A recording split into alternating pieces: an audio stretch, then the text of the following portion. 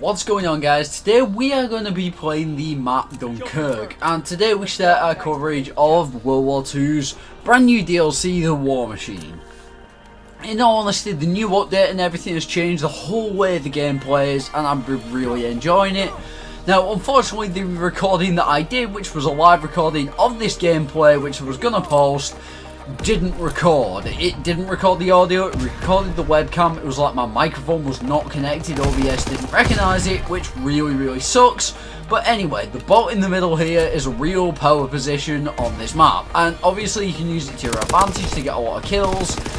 And if you guys notice, every time I get a kill, my kill streaks will go up. That's because I'm using Blitzkrieg, which is a brand new perk that turns your score streaks into kill streaks and allows you to take a 4th kill streak, which is really cool. However, when it comes to game modes like Kill Confirmed, it really isn't that beneficial, but it is what it is. So, what do I think of Dunkirk? I think it's one of the most beautiful maps that we have in this game. It definitely is a bit of an eye turner, and in my opinion I think it works very well.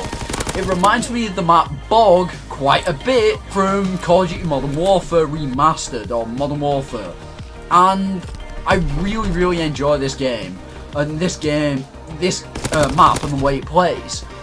Now, one side is mostly beach and the boat in the middle and a few like containers that have been like dropped around and stuff like that, and there's a few other things as well that you can go and hide behind and stuff like that and take cover behind. However, there isn't that many hedge glitch spots, which honestly I prefer, simply because if you've just got head glitches everywhere, people are more likely to just sit behind that cover and wait for you to run at them. So yeah, I kind of like the way this map is designed. Now, on the left side of the map from where I am right now, you guys can see that there is buildings on that side of the map. Them buildings allow you to take cover, they allow you to take cover from like area strikes and different things like that, but they also allow you to really use a variety of weapons. On this map you can use SMGs, LMGs, pistols, whatever you want to use, you name it, you can use it on this map. Whether you're out on the beach or whether you're, out on the street or even in the buildings themselves, you can use a shotgun, you can use an SMG, because there are close quarters and long quarter engagements that everyone can be a part of. You don't need a specific class or a specific weapon in this game or on this map to do well. There was a guy that shotgunned me a couple of times and he actually did pretty well on the enemy team. So in my opinion, that's great map design. The variety of weapons that you're able to use on a map like this, the variety of different weapons and guns that you can use on a map like this is fantastic, and I really like that about this brand new map. When it comes to the actual design and the look and feel of the map, you kind of do feel like you're on the beach of Normandy or wherever. Obviously it's a beach of Dunkirk, but you do feel like you're there. It feels really reminiscent of an actual place that you could go to, and I like that about the map. Now, another thing that I like about the map is the variety of different encounters that you get, the range of encounters, the long lines of sight, the short lines of sight, and the fact that you can jump out the windows of the buildings, you can do different things all the time, and you don't necessarily have to worry about running into a shotgun 24/7. You don't have to worry about running into a sniper every single game like you do on Ghost of Cannon. Yeah, it is a big map, and yes, you will run into the odd sniper. But is it more beneficial to run a sniper, or is it more beneficial to run an assault rifle or an LMG? In my personal preference, I think that running a sniper might put you at a little bit of a disadvantage because of the close encounters that are there. Obviously, if you run into a long range or short range encounter with a sniper rifle, the long range is going to favour you, especially if you get your shot off and get that kill. But at short range, like just happened to me, I got killed by a shotgun. It is what it is. So yeah, I do like this map. I do like the way the map flows. It plays very well in most game modes from what I've had experience right now. I've played Kill Confirmed, I've played Domination, I've played Team Deathmatch. Haven't yet played Hardpoint, but I have a feeling that it would play very well, simply because there's lots of areas to be able to take cover, get behind, and if there is a nade, you can more than likely get out of the way of it, unless it's one of them sticky grenades that blows up as soon as it hits you. But either way, it looks like there's enough cover on this map to be able to take cover, to be able to do different things.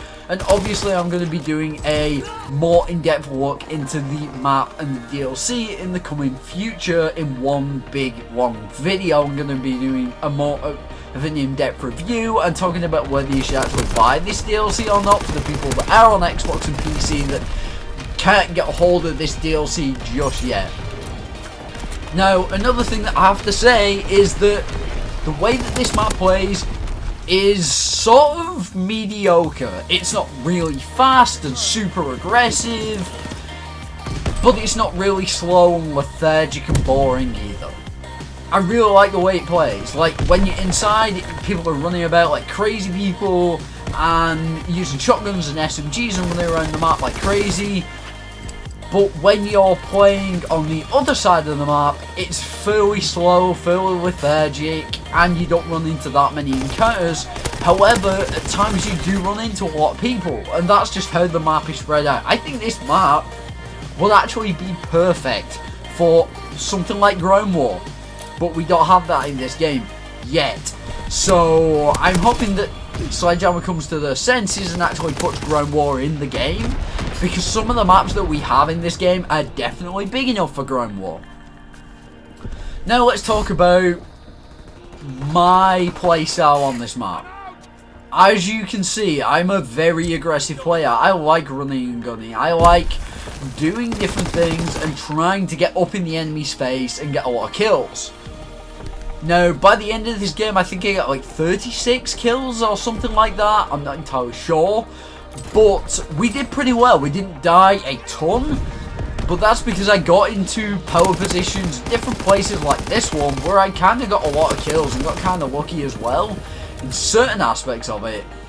But it made it so I could just move around the map fairly slowly, know where the enemies are coming from, know where they're running through and running to, and what they're going to do with the, classes and everything like that, to keep away from the garbage shotgun, to stay at a little bit of more of a long range and be super accurate with the gun that I was using. It made it very, very easy for me to kind of sit back a little bit and just enjoy the game. And like I said, as you can see from that aerial shot, the right hand side or the left hand side of the map, depending the beach side of the map I'll call it, is wide open. Yeah, there is cover that you can take, but if you are out in the open, you're moving from cover to cover, there is a chance that you're going to get picked off in the end. And I have to say that that's something that I quite like about this map, because you can use that to your advantage. If you're out in the open, obviously people are going to be able to see you, you're going to be able to get killed quite a bit, and it's going to be kind of annoying for you when you are running around the map to just get picked off left, right and centre long range. But another thing that you can do is you can come short range, you can come up close with people, you can put distance between you and the enemy. You don't have to go short distance or close range encounters all the time, you can do long range stuff. I think it's going to be a good map for long shots, I think it's going to be a good map for pretty much any game mode. I don't know about the spawns in free for all, it could be absolutely insane, it could be great, it could be stupidly crap, but free for all is not a game mode that I play at all really, so that's just something to take into account.